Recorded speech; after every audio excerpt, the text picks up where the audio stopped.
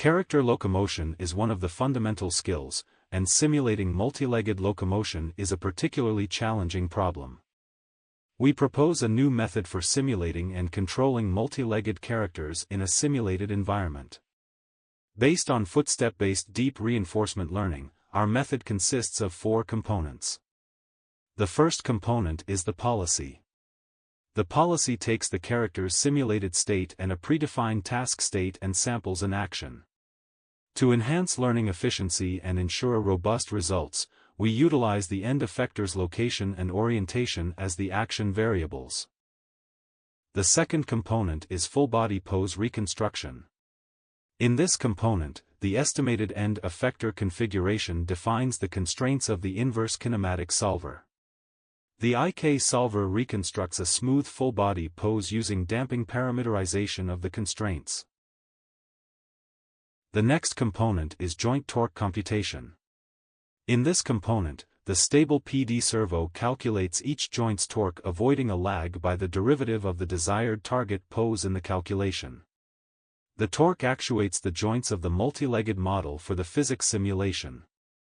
After simulating one step, in the final component reward computation, we calculate the task reward based on the specific task and the style reward for natural-looking locomotion, then update the character's state. By iterating this process, our footstep-based DRL can learn a variety of locomotion skills with natural motion. We use 5 multi-legged models: monopod, biped, tripod, and quadruped. Each red dot represents an IK constraint which includes the global position and, when applicable, the rotation. The learned policy can conduct 4 tasks given by the user.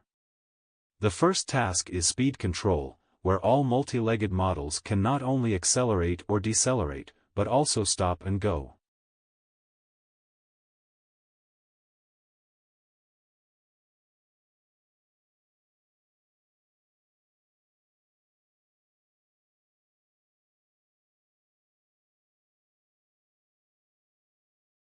The second task is steering. The arrow indicates the heading direction for the character model.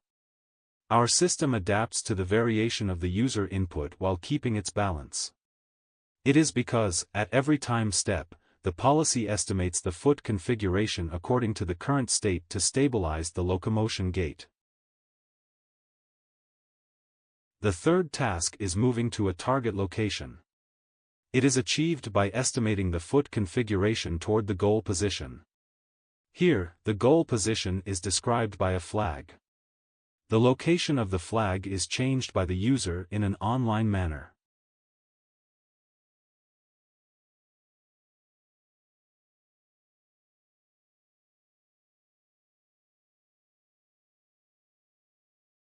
And the last task is slope walking.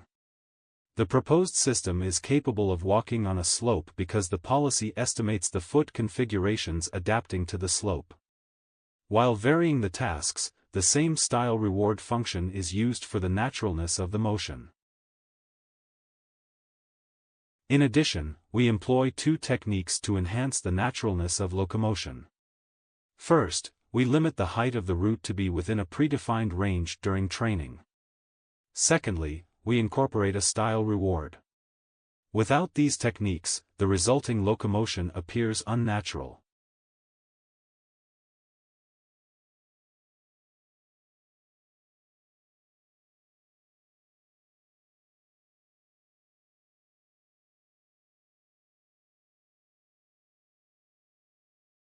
Our policy can track a challenging motion in a sample-efficient manner, and it converges faster.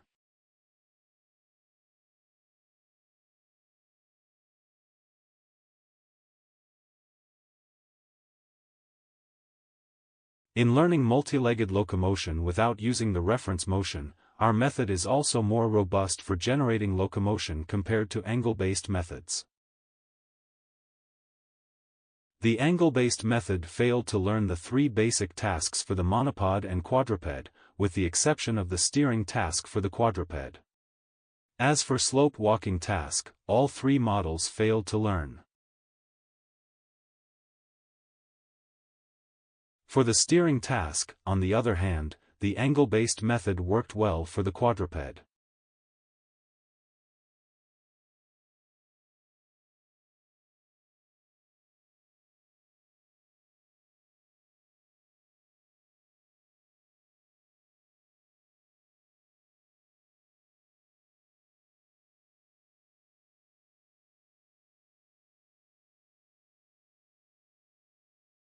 The biped is successfully trained at the 3 basic tasks, but the motion quality is not good compared to our method.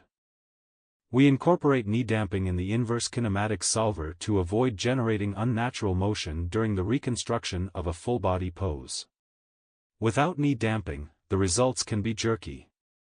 But a low knee damping starting angle of 60 degrees produces more natural motion. Our method is also applicable to asymmetric models.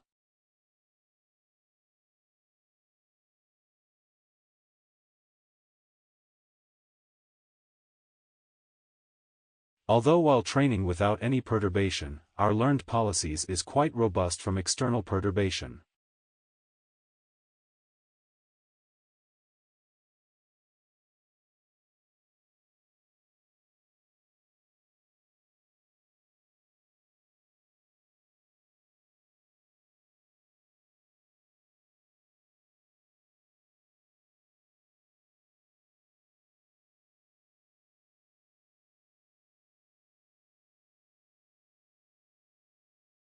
Thank you for watching.